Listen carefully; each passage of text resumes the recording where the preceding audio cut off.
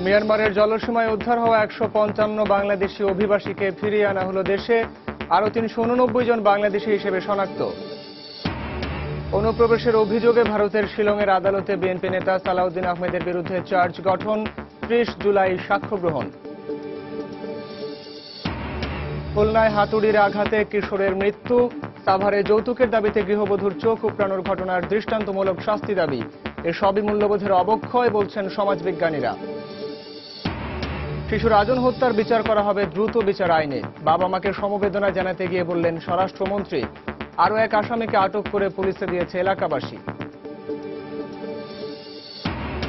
এবং ব্রিটেনে বাংলাদেশি সহ নন ইউরোপীয় শিক্ষার্থীদের কাজের সুযোগ থাকছে না স্টুডেন্ট ভিসায়।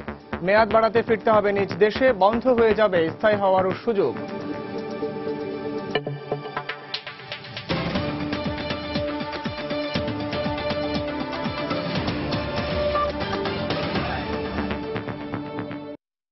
প্রবাসী সময়ের সঙ্গে আছি আমি সাইফুল রুদ্র। মিয়ানমারের জলসীমা থেকে উদ্ধার হওয়া অভিবাসীদের মধ্যে শনাক্ত হওয়া আরও 155 জন বাংলাদেশিকে বিজিবির কাছে হস্তান্তর করেছে মিয়ানমারের বর্ডার গার্ড পুলিশ বিজিপি।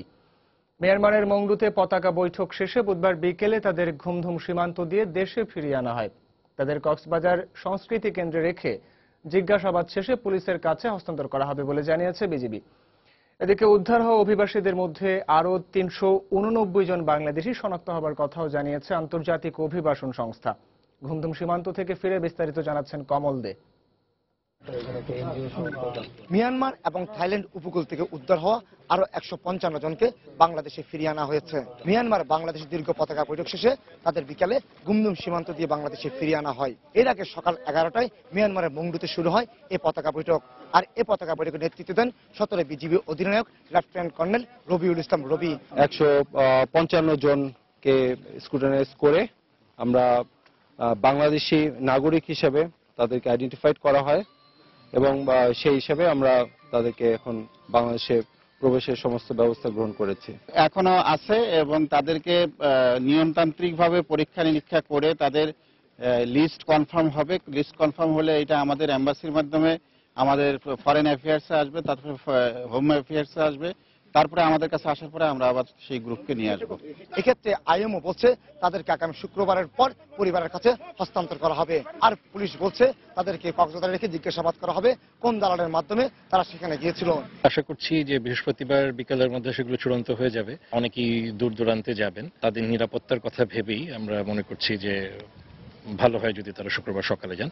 এর আগে গত 8 জুন 150 জন এবং 19 জুন 37 জনকে ফিরিয়ে দিয়েছিল মিয়ানমার বাহিনী। এক্ষেত্রে মিয়ানমার বাহিনী দাবি করছেন তাদের কাছে আরো 389 জন বাংলাদেশি রয়েছে, যাদেরকে পর্যায়ক্রমে বাংলাদেশের কাছে হস্তান্তর করা হবে।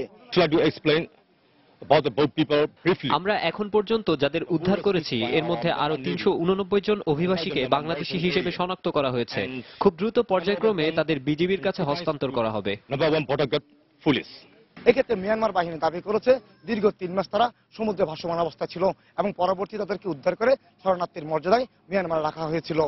একটু সুখ স্বাচ্ছন্দ্যের আশায় উত্তাল সাগর পাড়ি দিয়েছিল এসব তরুণরা, কিন্তু এখন সবকিছু হারিয়ে নিঃস্ব অবস্থায় শরণার্থীর ভেসে প্রবেশ করলো দেশে।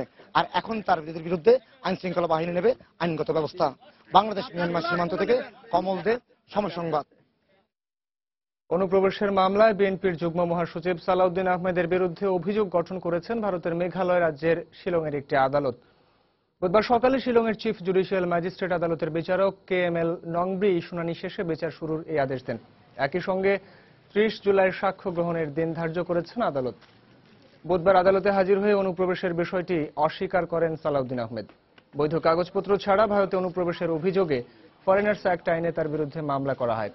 গত 3রা জুন তার বিরুদ্ধে অভিযোগপত্র দেয় মেঘালয় পুলিশ। সালাউদ্দিনের বিরুদ্ধে অনুপ্রবেশের অভিযোগ প্রমাণ হলে আইন অনুযায়ী তার সর্বোচ্চ 5 বছরের সাজা হতে পারে।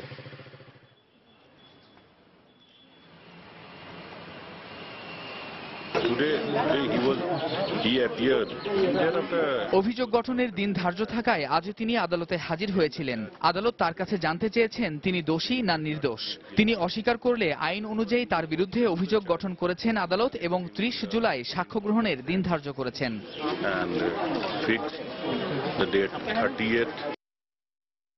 সাভারে যৌতুক না পেয়ে ইলেকট্রিক টেস্টার দিয়ে গৃহবধূর চোখ উপড়ানোর ঘটনার দৃষ্টান্তমূলক শাস্তি দাবি করেছেন তার স্বজন ও এলাকাবাসী। ঈদের আগের দিন স্বামী, দেবর, ননদ সুখী নামে ওই গৃহবধূর উপর এই নৃশংসতা চালায়। চিকিৎসকরা বলছেন একটি চোখ চিরতরে নষ্ট হয়ে গেছে সুখীর, আরেকটি চোখ দিয়ে সুখী পৃথিবীর আলো দেখতে পাবেন কিনা তা নিয়েও রয়েছে সংশয়। সেলিয়া সুলতানা রিপোর্ট। যে কোনো প্রশ্নে এখন শুধু একরাশ চোখের জল ফেলেই উত্তর দেন সুখী। সেখানে কোনো শব্দচয়ন না থাকলেও চোখ বেয়ে গড়িয়ে পড়া সুখীর নীরব কান্না বলে দিচ্ছে অনেক কিছু। ঈদের আগের দিন যৌতুকের টাকা না পেয়ে স্বামী রবিউল, তার ভাই ইদ্রিস আলী, আক্তার ও বোন ধলি বেগম ইলেকট্রিক টেস্টার দিয়ে এক চোখ তুলে নেয় সুখীর, আরেকটি চোখকে খুঁচিয়ে করা হয় রক্তাক্ত। এ সময় সুখীর 8 বছরের মেয়ে লুবনাকে পাঠানো হয় দোকানে। সুখীর মা বাবা জানান এর আগেও স্বামীর নির্যাতনের শিকার হন তিনি। 10 মিনিট আগে নাকি ওর দেবরে ফোন দিছিল, শুনতে আছে যে একবার গোপন করে ফেলাবি। হ্যাঁ, এমন গোপন করুম কেউ জানবো না, তোরা কোথায়? সবাই মিলে আসতে বাদে দরজা দিয়ে দিতে। তুই দরজা দেও কে লিগে? রোজার দিন মেজ বানাইছে, খাইবার দিবে তো খাইবার দাও। তো ওই বাদ বারবার গেছে, বইছে বাদে সবাই মনে করেন বইনে হাত ধরছে। ওই একদম পাবো দুই ওর জামাই ওই জামাই আর দেবর এই মানে দুইজনে 2 চোখ উঠাইছে, টেস্টার উঠাইছে, দুজনের হাতে টেস্টার।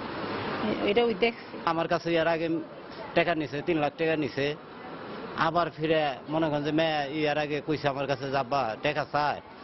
তাই আমি তো আমি কইলাম যে আগে যে জামাইয়ের কাছে নিয়ে দিছি বা আমার ছোট ভাইয়ের কাছে টাকা নিয়ে দিছি, এই টাকা আমি পরিশোধ করে নাকি। এদিকে জাতীয় চক্ষু বিজ্ঞান ইনস্টিটিউটে ভর্তি করার পর সুখীর উন্নত চিকিৎসা নিশ্চিত করতে গঠন করা হয়েছে মেডিকেল বোর্ড। তবে শেষ পর্যন্ত সুখী দেখতে পাবেন কিনা তা এখনো অনিশ্চিত।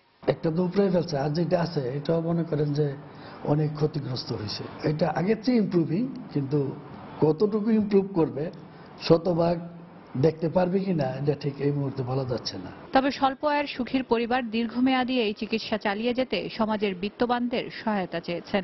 একই সাথে আসামিদের সর্বোচ্চ শাস্তিরও দাবি জানান তারা। সেলিয়া সুলতানা, সময় সংবাদ, ঢাকা। এদিকে খুলনায় দুর্বৃত্তের হাতুড়ির আঘাতে মৃত্যু হয়েছে এক কিশোরের। চিকিৎসাধীন অবস্থায় বুধবার ভোরে খুলনা মেডিকেল কলেজ হাসপাতালে মারা যায় সে। এই ঘটনায় আহত আরও 2 জন ওই হাসপাতালে চিকিৎসা নিচ্ছেন। পুলিশ জানায় গত মঙ্গলবার রাতে রূপসা স্ট্যান্ড রোড এলাকায় পোল্ট্রি ব্যবসায়ী ইব্রাহিমের বাড়িতে ঢুকে কয়েকজন দুর্বৃত্ত। এ সময় তার ভাগ্নে শামসুদ্দোহা দেখে ফেলায় হাত পা বেঁধে মাথায় হাতুড়ি দিয়ে আঘাত করে দুর্বৃত্তরা। শামসুদ্দোহার চিৎকারে গৃহকর্তার মা ও গৃহকর্মী এগিয়ে এলে তাদেরও আঘাত করা হয়। গুরুতর অবস্থায় 3 জনকে উদ্ধার করে খুলনা মেডিকেল কলেজ হাসপাতালে ভর্তি করা হলে সেখানে বুধবার ভোরে শামসুদ্দোহার মৃত্যু হয়। এদিকে এই ঘটনার পর পুলিশ ও র্যাব ঘটনাস্থল পরিদর্শন করে আলামত সংগ্রহ করেছে।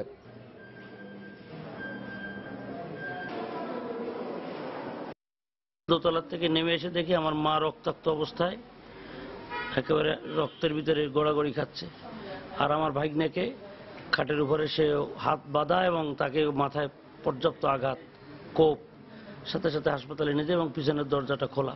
এখানে যে দোহা ঘুমানো ছিল, দুয়ারে অজ্ঞাতনামা একজন চোর ঢুকে এই জালনা দিয়ে সে কটাটা এই যে কটা এটা দিয়ে জালনাটা খুলে ভিতরে ঢুকছে। সম্ভবত টের পাইলে ওকে হাতুড়ি দিয়ে আঘাত করছে, আঘাত করে এই পথে চলে গেছে, কোনো কিছুই নেয় নাই। তারপরে স্থানীয় লোকজন ধরে তাকে হসপিটালে নিয়ে গেলে সে ভোর রাত থেকে মারা গেছে।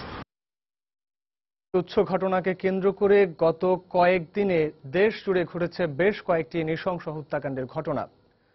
সমাজবিজ্ঞানীরা বলছেন মানুষের মূল্যবোধের অবক্ষয়, সহনশীলতা কমে যাওয়া ও সামাজিক অনুশাসনের অভাবে এ ধরনের নৃশংসতার প্রবণতা বাড়ছে। তবে পুলিশ বলছে এসব বিচ্ছিন্ন ঘটনা, এগুলোকে সার্বিকভাবে আইন শৃঙ্খলা পরিস্থিতির অবনতি বলা যাবে না। বিস্তারিত খান মোহাম্মদ রুমেলের রিপোর্টে।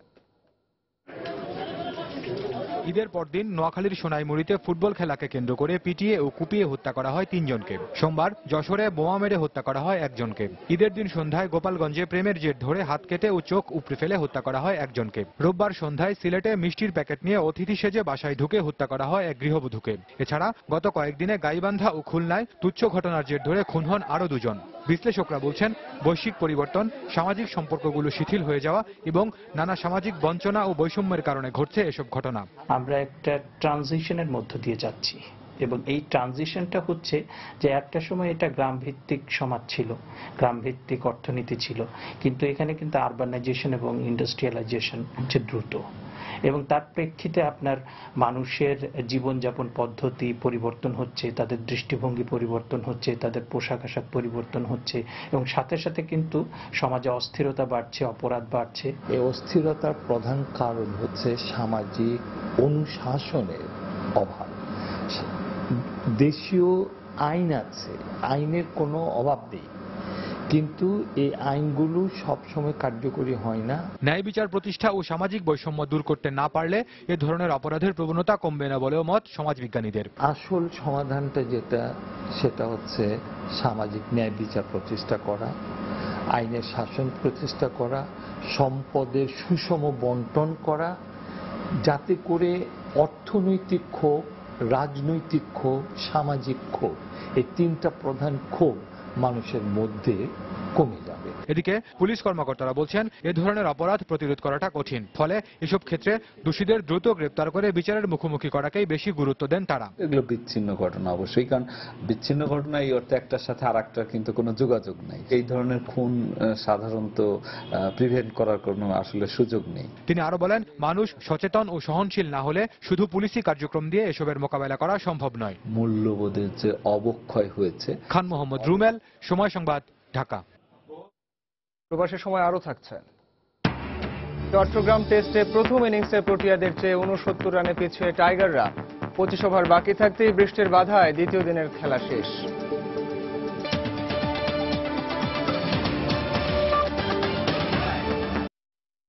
জলবায়ু পরিবর্তনের প্রভাব মোকাবেলা, সুশাসন এবং বিদ্যুৎ সক্ষমতা বাড়াতে বাংলাদেশকে 208 মিলিয়ন ইউরো সহায়তা দেবে জার্মানি। ঢাকা নিযুক্ত জার্মান রাষ্ট্রদূত ডক্টর থমাস হেনরিক প্রিন্স বুধবার প্রধানমন্ত্রী শেখ হাসিনার সঙ্গে তার কার্যালয়ে দেখা করে এই সহযোগিতার কথা জানান। এ সময় অল্প সময়ে বাংলাদেশের দ্রুত অগ্রগতি এবং অর্থনৈতিক প্রবৃদ্ধির প্রশংসা করেন রাষ্ট্রদূত। তিনি জানান, বাংলাদেশের উন্নয়নে অংশীদার হতে চায় জার্মান। স্বাধীনতার পর থেকে বিভিন্ন সময় বাংলাদেশকে জার্মানির সহযোগিতার জন্য দেশটিকে ধন্যবাদ জানান প্রধানমন্ত্রী। আর রাষ্ট্রদূতের মাধ্যমে জার্মান চ্যান্সেলরকে বাংলাদেশ সফরের আমন্ত্রণ জানান প্রধানমন্ত্রী শেখ হাসিনা।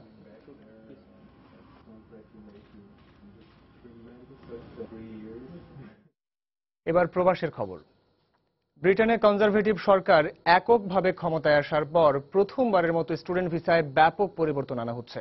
আর পরিবর্তিত নিয়মে বাংলাদেশি সহ নন ইউরোপীয় শিক্ষার্থীদের স্টুডেন্ট ভিসায় কাজের সুযোগ থাকবে না। পাশাপাশি শিক্ষার্থীদের পুনরায় ভিসার মেয়াদ বাড়াতে ফেরত যেতে হবে নিজ দেশে। এছাড়া বন্ধ হয়ে যাবে ব্রিটেনে স্থায়ী হওয়ার সুযোগও।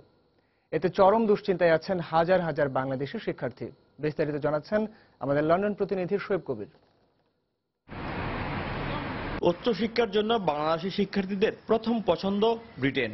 তবে ক্ষমতাসীন কনজারভেটিভ সরকারের নতুন ইমিগ্রেশন নীতিমালায় দিন দিন কঠোর হচ্ছে ব্রিটেনে পড়ালেখার সুযোগ। আর যারা ইতিমধ্যে ব্রিটেনে আছেন তারাও রয়েছেন নানামুখী দুশ্চিন্তায়। বর্তমানে পড়ালেখার পাশাপাশি কাজের সুযোগ থাকলেও তা এখন আর থাকবে না। লেখাপড়া শেষে ফেরত যেতে হবে নিজ দেশে। যারা প্রায় পাবলিকলি ফান্ডেড কলেজে পড়াশোনা করে তারা আগামী মাস থেকে কাজ করতে পারবে না। তারপর টিয়ার 2-তে যেতে হলে নিজ দেশে ফেরত যেতে হবে। ফার্দার এডুকেশন কলেজগুলোতে পড়াশোনা করলে 2 বছর বেশি ভিসা পাবে না। ইউনিভার্সিটিতে পড়াশোনা করলে ছাত্ররা একই লেভেলে ভিসা বাড়ানোর জন্য অ্যাপ্লাই করতে পারবে না।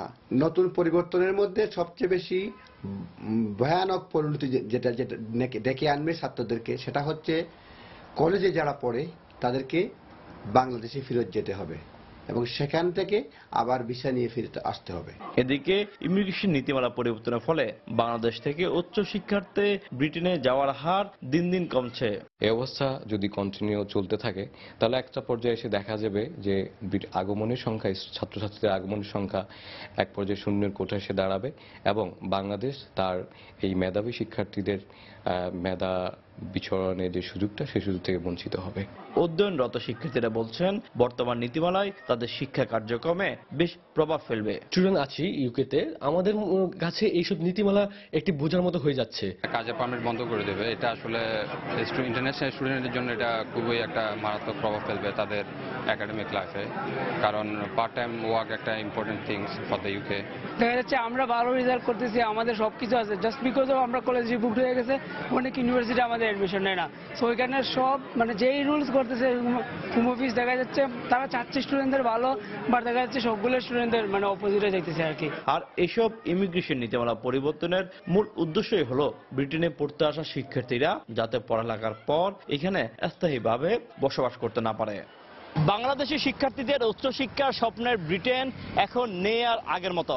ক্ষমতাসীন কনজারভেটিভ সরকারের নতুন কঠোর ইমিগ্রেশন নীতিমালার কারণে বারবার ঘুরপাক খাচ্ছে ব্রিটেনে পড়তে আসা নন ইউরোপীয় সহ বাংলাদেশি হাজার হাজার শিক্ষার্থীর ভাগ্য।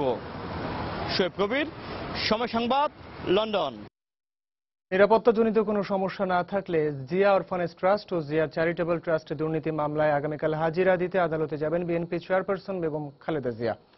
বুধবার রাতে বিএনপি চেয়ারপারসনের গুলশান কার্যালয়ে বেগম জিয়ার সঙ্গে সাক্ষাৎ করে সাংবাদিকদের কথা জানান অ্যাডভোকেট খন্দকার মাহবুব হোসেন। আমরা চ্যারিটেবল ট্রাস্টের জেরা শুরু করেছি PW1, যে নাকি মামলার বাদী। আগামীকাল আমরা আবারও তাকে জেরা করব। যদি অনিবার্য কোনো কারণ না থাকে, উনি আইনের প্রতি শ্রদ্ধাশীল এবং উনি অবশ্যই কোর্টে যাবেন। চট্টগ্রামে ছাত্রলীগ নেতা সুফিয়ান হত্যা চেষ্টা মামলা থেকে সিটি মেয়র আজম নাসির উদ্দিন ও ফেনীর সংসদ সদস্য নিজাম হাজারী সহ 18 জনকে বেকসুর খালাস দিয়েছেন আদালত। বুধবার সকালে জেলা দায়রা জজ SM নুরুল হুদা এই রায় দেন। পিপি জানান, এই মামলায় 15 জনের সাক্ষ্য গ্রহণ করা হয়েছে, আর অভিযোগ প্রমাণিত না হওয়ায় এই রায় দেন আদালত। 1993 সালের 24 জানুয়ারি নগরীর লালদিঘি মাঠে বর্তমান প্রধানমন্ত্রী শেখ হাসিনার জনসভায় সংঘর্ষের ঘটনায় তৎকালীন ছাত্রলীগ নেতা সুফিয়ান সিদ্দিকী মামলাটি দায়ের করেন। পরে 1994 সালে ফারুক আহমেদ নামে এক আসামি উচ্চ আদালতে আপিল করলে হাইকোর্ট মামলাটির বিচার কার্যক্রম স্থগিত করে। পরবর্তীতে গত বছর মামলাটি নিষ্পত্তির নির্দেশ দিলে আবারও শুরু হয় সাক্ষ্য গ্রহণ। পরে রাষ্ট্র ও আসামি পক্ষের যুক্তিতর্ক শেষে দীর্ঘ 22 বছর পর এই মামলার রায় দেন আদালত। এদিকে এই রায়ের মধ্য দিয়ে আইনের শাসন প্রতিষ্ঠা হয়েছে বলে জানিয়েছেন আজম নাসির উদ্দিন। এই মামলাটা সর্বৈব মিথ্যা, ভিত্তিহীন এবং উদ্দেশ্য প্রণোদিত, এবং আজকে আইনের মাধ্যমে সেটা প্রমাণিত হয়েছে, এবং যার কারণে আমি আইনের প্রতি শ্রদ্ধাশীল। দীর্ঘ আইনি প্রক্রিয়া অনুসরণ করে আইনি লড়াইয়ে শেষ করে আজকে এই রায়টা প্রদান হয়েছে, এবং রায়ে আমি পুরোপুরিভাবে সন্তুষ্ট। জেরা এবং সাক্ষ্যকে উনি তুলনামূলক আলোচনা করে মাননীয় জেলা ও দায়রা জজ বাহাদুর সাহেব বলেছেন, এই মামলায় প্রসিকিউশন কোনো মামলা তাদের পক্ষে প্রমাণ করতে পারেনি বিধায় সকল আসামিকে আমরা নির্দোষ এই মামলা থেকে খালাস দিলাম। সকল সাক্ষীর সাক্ষ্য বিবেচনায় বিজ্ঞ আদালত এই 18 জন পলাতক 3 জন আসামি আর উপস্থিত জনাব আজম নাসির, বর্তমানে উনি নবনির্বাচিত মেয়র, জনাব নিজাম হাজারী MP, ওনারাও আসামি ছিল, ওনাদেরকে সবাইকে বিজ্ঞ আদালত খালাস প্রদান করে। দ্রুত বিচার আইনে শিশু সামিউল আলম রাজন হত্যার বিচার করা হবে বলে জানিয়েছেন স্বরাষ্ট্রমন্ত্রী আসাদুজ্জামান খান কামাল। বুধবার দুপুরে সিলেট সদর উপজেলার বাদে আলী গ্রামে রাজনের পরিবারকে সান্ত্বনা দিতে যান স্বরাষ্ট্রমন্ত্রী। এ সময় তিনি আরো বলেন, মামলার প্রধান আসামি কামরুলকে সৌদি আরব থেকে দেশে ফিরিয়ে আনার প্রক্রিয়া শুরু হয়েছে। রাজনের পরিবারকে স্বরাষ্ট্র মন্ত্রণালয়ের পক্ষ থেকে 1 লাখ টাকা অনুদান দেওয়ারও ঘোষণা দেন তিনি। পুলিশের ঊর্ধ্বতন কর্মকর্তা সাবেক সিটি মেয়র বদর উদ্দিন আহমদ কামরান এ সময় মন্ত্রীর সঙ্গে ছিলেন।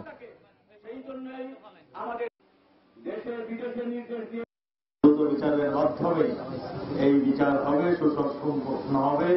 আসামি তার মানে যারা এই অপকর্মটি করছে তাদের ন্যায্য বিচারটা অবশ্যই হবে। আর যে প্রধান আসামি সে কিভাবে এখান থেকে চলে গেল, কারো যদি গাফিলতি থাকে অবশ্যই আমরা তার ব্যবস্থাটা আমরা করব। আমাদের পররাষ্ট্র মন্ত্রণালয় আমরা এবং আমাদের সৌদি আরবের বেশি সময় প্রচেষ্টা নিয়েছি, আমরা রেড অ্যালার্ট জারি করেছি যাতে করে তাদের অতি তাড়াতাড়ি অতি শীঘ্রই তাকে নিয়ে আসে বিচারের মুখোমুখি আমরা করে দেবো ইনশাআল্লাহ। এদিকে সিলেটে শিশু রাজন হত্যা মামলার আরেক আসামি বাদলকে আটক করে পুলিশে সোপর্দ করেছে এলাকাবাসী। বুধবার রাতে শহরতলির শেখপাড়া থেকে তাকে আটক করা হয়। এলাকাবাসী জানায়, শেখপাড়ার একটি বাড়ি থেকে রাত 10টার দিকে বাদলকে তারা আটক করে। পরে পুলিশ এসে তাকে থানায় নিয়ে যায়। তবে হত্যার ঘটনার সঙ্গে সম্পৃক্ততার কথা অস্বীকার করেছে বাদল। এদিকে এই ঘটনায় এখন পর্যন্ত 10 জনকে আটক করেছে পুলিশ। ইতিমধ্যে গ্রেফতারকৃত 9 জন আদালতের স্বীকারোক্তিমূলক জবানবন্দি দিয়েছে। এছাড়া সৌদি আরবে আটক আছেন কামরুল নামে আরও একজন। যেহেতু বাদলকে আমরা এই মুহূর্তে পেয়েছি, আমরা আইনগতভাবে যেটুক করার সেটাই আমরা করব, তাকে আমরা জিজ্ঞাসাবাদ করব, তাই এই মামলায় তার যেটুক সংশ্লিষ্ট আছে সেই ব্যাপারে আমরা ব্যবস্থা নেব। এদিকে শিশু রাজন হত্যা মামলার অন্যতম আসামি মুহিত আদালতের স্বীকারোক্তিমূলক জবানবন্দি দিয়েছে। বুধবার বিকেলে সিলেট মেট্রোপলিটন ম্যাজিস্ট্রেট আদালতের বিচারক মোহাম্মদ আনোয়ারুল হকের কাছে জবানবন্দি দেয় সে। জবানবন্দিতে ঘটনায় নিজের সম্পৃক্ত থাকার কথা স্বীকার করে মুহিত ইতিমধ্যে এই মামলার আসামি আজমতুল্লাহ, ফিরোজ আলী, ময়না চৌকিদার, দুলাল ও নূর আহমদ আদালতের স্বীকারোক্তিমূলক জবানবন্দি দিয়েছে। এদিকে এই মামলায় এজাহারভুক্ত 10 আসামিকে গ্রেফতার করা হয়েছে। গত 8 জুলাই নির্মমভাবে নির্যাতন করে শিশু রাজনকে হত্যা করা হয়। দেশের মহাসড়কগুলোতে সব ধরনের অটোরিকশা চলাচলে নিষেধাজ্ঞা জারি করেছে সরকার। সাম্প্রতিক সময়ে মহাসড়কে অটোরিকশা আরোহী হতাহতের ঘটনা বেড়ে যাওয়ায় এ ধরনের সিদ্ধান্ত নেওয়া হয়েছে বলে জানিয়েছে সড়ক পরিবহন ও সেতু মন্ত্রী ওবায়দুল কাদের। বুধবার সকালে সচিবালয়ের সড়ক পরিবহন মন্ত্রণালয়ের সভাকক্ষে ঈদে ঘরমুখো মানুষের যাতায়াত নির্বিঘ্ন করতে গঠিত মনিটরিং টিমের কার্যক্রম পর্যালোচনা সভায় তিনি এসব কথা জানান। ঢাকা এলিভেটেড এক্সপ্রেসওয়ের মতো এয়ারপোর্ট বাইপাস 22 কিলোমিটার নতুন একটা এক্সপ্রেস এলিভেটেড এক্সপ্রেসওয়ে আমরা ওখানে করব। একটা বিদেশি সরকার অলরেডি ফান্ডের সম্মতি দিয়েছে। এক্সপ্রেসওয়ে আগামী বছরই কাজ শুরু করা যাবে এবং সে ব্যাপারে আমরা শুধু সিদ্ধান্তই নিইনি, আমাদের প্রক্রিয়া চূড়ান্ত পর্যায়ে। সিএনজি এবার মহাসড়কে একদম চলতেই পারবে না, এই সিদ্ধান্ত নেওয়া। এদের বাড়তি ছুটি শেষে অনেকটা ঝক্কি ঝামেলা ছাড়াই সড়ক, নৌ ও রেলপথে আবারও ঢাকায় ফিরছেন কর্মজীবী মানুষ। বুধবার সকাল থেকে সদরঘাট লঞ্চ টার্মিনালে ছিল যাত্রী চাপ। তবে কমলাপুর রেলওয়ে স্টেশন ও মহাখালী বাস টার্মিনালে তুলনামূলক যাত্রী চাপ কম ছিল। উল্লেখযোগ্য সংখ্যক যাত্রী কর্মস্থলে ফিরে এলেও কোনো ভোগান্তির অভিযোগ ছিল না বললেই চলে। ঈদ আর সেই সাথে বিশেষ এই উৎসবের ছুটি দুটোই শেষ। পল্লীবাসী স্বজনদের সাথে ঈদ উদযাপনের সুখ স্মৃতি নিয়ে এবার সময় হয়েছে কর্মস্থলে ফেরার। তাই রেল স্টেশন, বাস, লঞ্চ টার্মিনালগুলো এখনো মুখরিত কর্মজীবী মানুষগুলোর ফিরতি যাত্রার কোলাহলে। ভোরের আলো ফোটার আগেই দক্ষিণ জনপদের দূরবর্তী রুটের লঞ্চগুলো সদরঘাটে ভিড়তে থাকে। ফলে সকালে তেমনটা যাত্রী চাপ ছিল না।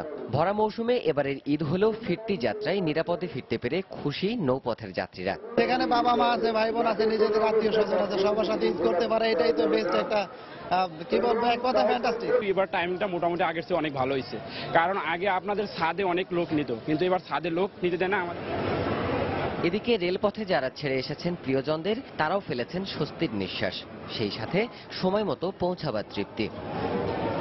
রেল কর্তৃপক্ষ বলছে আগামী শুক্র ও শনিবার যাত্রী চাপ খানিকটা বাড়তে পারে, তাই অব্যাহত থাকবে স্পেশাল ট্রেনের সার্ভিসও। ঈদটা কক্সবাজারেই করেছি আব্বু আম্মুর সাথে, তো চাকরি আমার আবার জয়েন করতে হবে, এই জন্যই আবার ব্যাক করা। বাড়িতে সবাই ছিল, খুব আনন্দ পেয়েছি। হ্যাঁ, ঈদের ছুটি মাত্র 2 দিন ছিল, তো আবার তাড়াতাড়ি ব্যাক করতে হয়েছে আমাদেরকে সবাই। সামনে পরীক্ষা, সেটা প্রিপারেশনটা ঠিকমতো নিতে হবে, এর জন্য আর কি তাড়াতাড়ি ফিরে আসা। ঢাকা আবার চলে এসেছি, কাজের ব্যস্ততা চলে আসবো, ওই লাইফটা মিস করবো। 5-6 দিন যে এতটা ভালো লেগেছে, ওই লাইফটা মিস করবো। হয়তো আপনার পরিবারের একজন লোক আসছে কর্মজীবী, আর বাদবাকি পরিবারের মেম্বাররা ধীরে সুস্থে আসবে। আমরা এই চিন্তা করে আগামী শুক্রবার সুবর্ণ এক্সপ্রেস এটা চলাচল করবে, রাজশাহী থেকে ধূমকেতু চলাচল করবে শনিবার বন্ধের দিন। এছাড়া এবছর খানাখন্দ বা যানজট পরিস্থিতি অন্যবারের চেয়ে ভালো থাকায় তৃপ্তির রেশ ছিল সড়ক পথেও, তবে যাত্রী চাপ ছিল কম। আসার সময় তেমন কোনো ঝামেলা হয় না, একদম নির্বিঘ্নে চলে এসেছে। সকালবেলা রওনা দিলাম, এখনো রাস্তা জ্যাম হয় নাই, ঠিকমতো চলে আসতে পেরেছি। বিগত বছরগুলোর তুলনায় এবার যোগাযোগ ব্যবস্থায় তেমন কোনো সংকট না থাকায় ভোগান্তি ছাড়াই শেষ হচ্ছে এবারের ঈদ যাত্রা। দেবাশিস রায়, সময় সংবাদ, ঢাকা। ঈদের ছুটিতে সিলেটের জাফলংয়ে বেড়াতে গিয়ে নিখোঁজ হয়েছেন ঢাকার Wills Little Flower School and কলেজের 2 ছাত্র।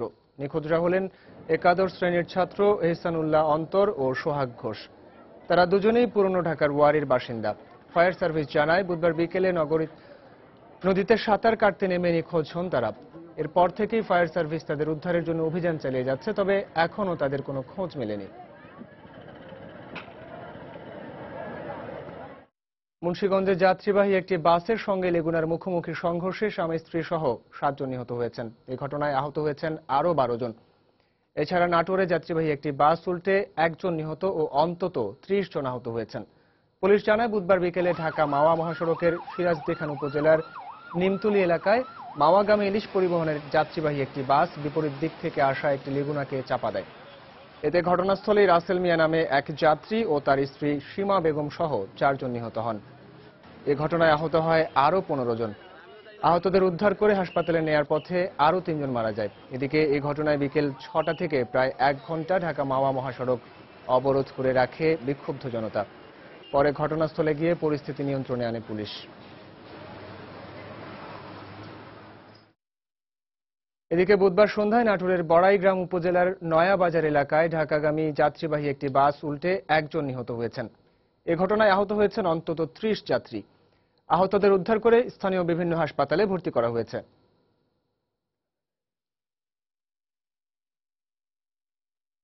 রাজধানীর কামরাঙ্গীর চরে 18 বছরের এক তরুণী গণধর্ষণের শিকার হয়েছেন বলে অভিযোগ পাওয়া গেছে। এ ব্যাপারে একজনকে আটক করেছে পুলিশ। ক্লাস 9-এর ছাত্রী ওই তরুণীকে ঢাকা মেডিকেল কলেজ হাসপাতালের ওয়ান স্টপ ক্রাইসিস সেন্টারে ভর্তি করা হয়েছে। তরুণীর বন্ধু সুজন জানায়, গত মঙ্গলবার গভীর রাতে তিনি এবং ওই তরুণী কামরাঙ্গীর চরের লোহার ব্রিজ এলাকায় হেঁটে যাচ্ছিলেন। এ সময় তরুণীকে রেখে পানি খেতে গেলে ফিরে এসে তাকে দেখতে পাননি। পরে লালবাগ পুলিশের সহায়তায় কামরাঙ্গীর চরের এক বাসা থেকে তরুণীটিকে উদ্ধার করা হয়।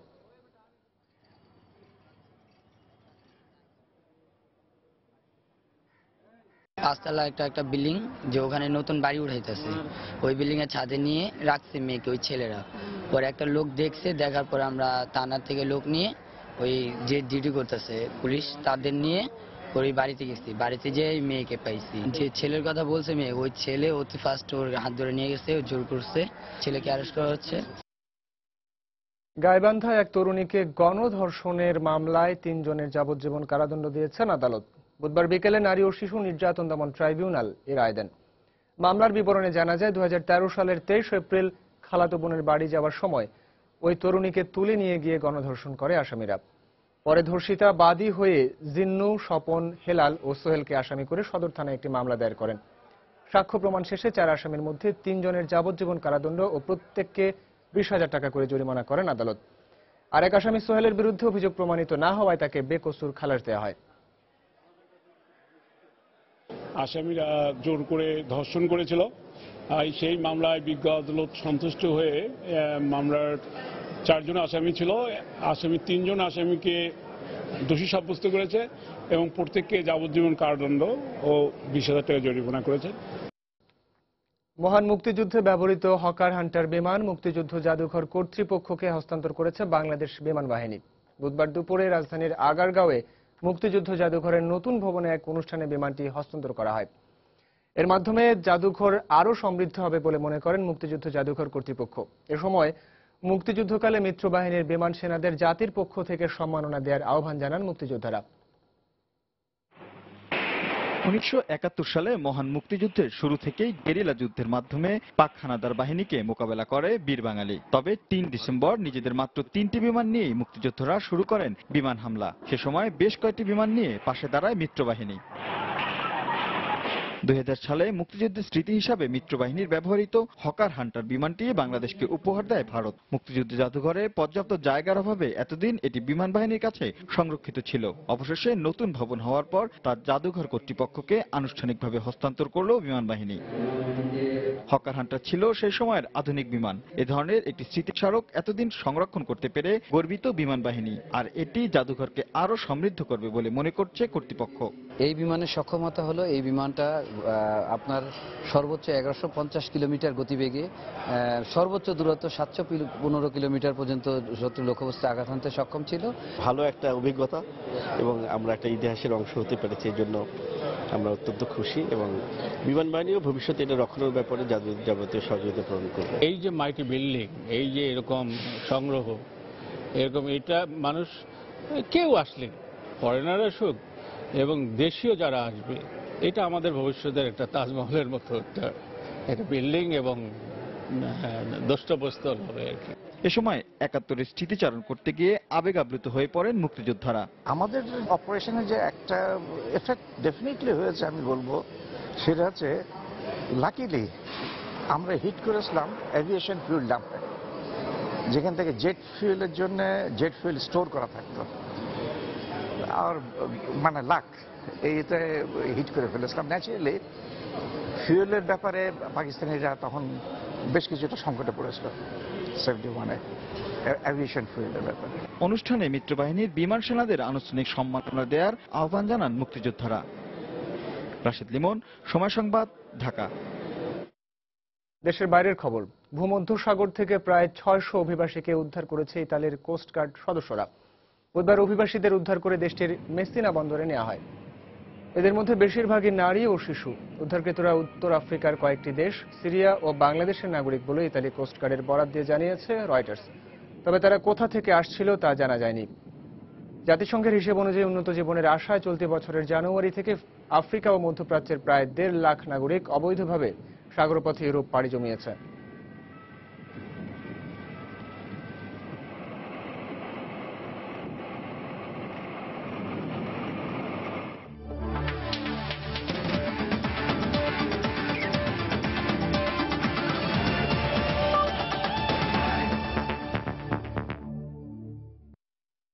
খেলার খবরে বাংলাদেশ দক্ষিণ আফ্রিকা টেস্ট সিরিজ প্রসঙ্গ। প্রথম দিন মুস্তাফিজ ঝড়ের পর চট্টগ্রাম টেস্টের দ্বিতীয় দিন বুধবার আধিপত্য দেখিয়েছে বেরসিক বৃষ্টি। এজন্য দ্বিতীয় দিনের খেলা ২৫ ওভার আগেই শেষ করেন ম্যাচ রেফারি। এর আগে ব্যাটসম্যানদের দৃঢ়তায় দিন শেষে টাইগারদের সংগ্রহ ৪ উইকেটে ১৭৯ রান। প্রথম ইনিংসে ৬৯ রানে পিছিয়ে তৃতীয় দিন ব্যাট করবে টিম বাংলাদেশ। চট্টগ্রাম টেস্টের প্রথম দিন টাইগার বোলারদের দখলে থাকলেও দ্বিতীয় দিনে আধিপত্য দেখিয়েছে বেরসিক বৃষ্টি। তাই দিনের শুরুটা টাইগার ব্যাটসম্যানদের হাতে থাকলেও দুদফা বৃষ্টির বাগড়ায় ২৫ ওভার বাকি থাকতেই দ্বিতীয় দিনের খেলা সমাপ্তির ঘোষণা দিতে বাধ্য হয়েছেন ম্যাচ রেফারি। এর আগে অবশ্য লাকি গ্রান্ট জহুর আহমেদ চৌধুরী স্টেডিয়ামে টাইগার ব্যাটসম্যানদের শুরুটা ছিল বেশ সাবধানী। আগের দিনের ৭ রান নিয়ে দ্বিতীয় দিন শুরু করা দুই ওপেনার তামিম ও ইমরুল এদিন ভালো কিছুরই ইঙ্গিত দিচ্ছিলেন। কিন্তু স্কোরবোর্ডে বাংলাদেশের সংগ্রহ যখন মাত্র ৪৬ রান, তখনই ভ্যানচিলের বলে স্ট্যাম্পিং এর ফাঁদে পড়েন ওপেনার ইমরুল। ব্যক্তিগত ২৬ রানে ঘরে ফেরেন তিনি। এরপর টাইগারদের টেস্ট ক্রিকেটে ভরসার নাম মুমিনুল হকও পিছে বেশিক্ষণ টিকে থাকতে পারেননি। মাত্র ৬ রান করে আউট হয়ে যান কক্সবাজারের এই ক্রিকেটার। হঠাৎ করে ২ উইকেট হারানো বাংলাদেশ দল যখন বড় জুটির আশায়, তখনই নিরুত্তাপ ম্যাচে উত্তাপ ছড়ান প্রোটিয়া উইকেট রক্ষক ডিকক। তামিমের সঙ্গে হালকা তর্কও হয়ে যায়।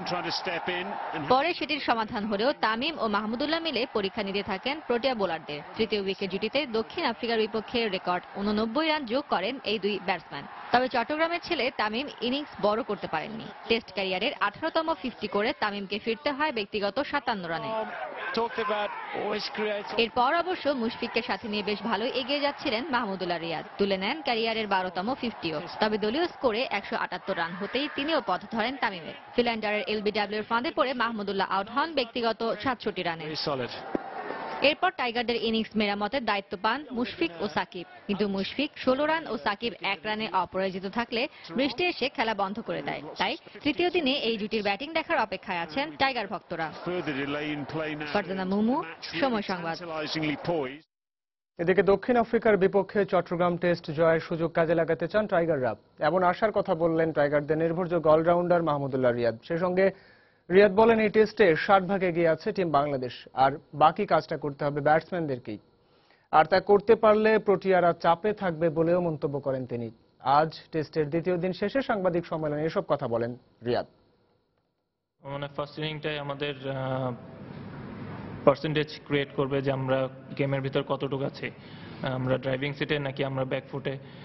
বাট আমার মনে হয় এট দ্য মোমেন্ট আমরা মোটামুটি ভালো মতোই আছি এই খেলায়। তো আশা করি যেন আমরা ফার্স্ট ইনিংয়ে বড় একটা টোটাল করতে পারি, তাহলে ওরাও প্রেসারে থাকবে 65-35। কারণ আমার মনে হয় যে যেহেতু এখনো আমাদের বেশ ব্যাটিং অর্ডারটা বেশ এখনো বেশ লম্বা, তো আমাদের এটা ইউটিলাইজ করতে হবে। কারণ এই অপরচুনিটি আমরা খুব সচরাচর পাই না। তো এই এমন একটা অপরচুনিটি আমার মনে হয় যে সবাই এই অপরচুনিটি ইউটিলাইজ করতে চাবে। প্রবাসের সময় এ পর্যায়ে শীর্ষ সংবাদগুলো জানিয়ে দিচ্ছে আরও একবার।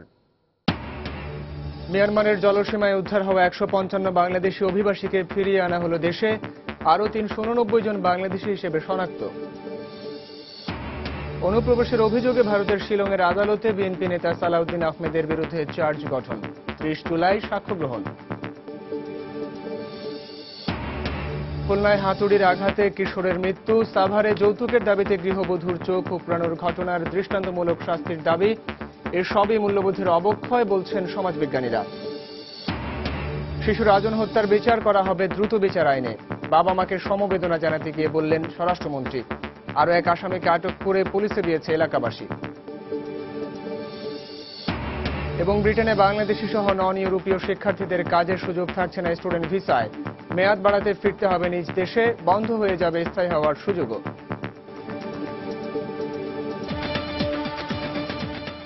এই ছিল প্রবাসীর সময়। যে কোনো খবর পেতে ভিজিট করুন সময়নিউজ.tv।